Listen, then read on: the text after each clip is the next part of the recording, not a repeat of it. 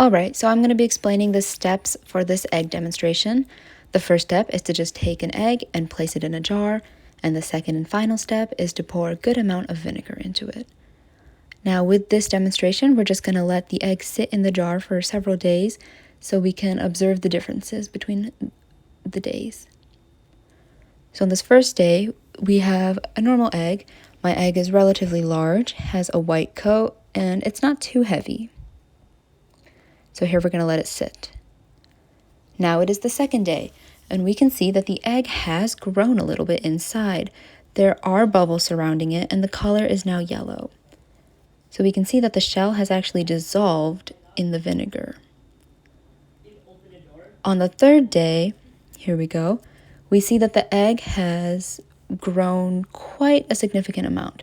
There's a lot of bubbles covering it, which is where the acetic acid that dissolved, which is what the eggshell is made out of, is no longer there.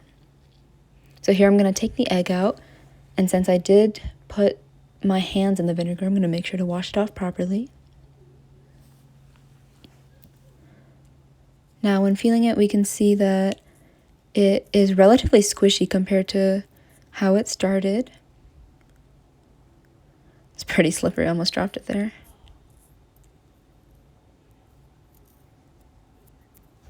So the white shell is no longer there, the egg is now yellow, and actually it's translucent. I'll show a picture of that in a second.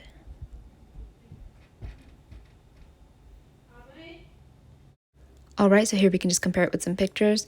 On the first day we have the eggshell layer, but by the second day the calcium carbonate had dissolved with the vinegar, which formed the bubbles, and by the third day there was no more eggshell layer and the egg actually was translucent.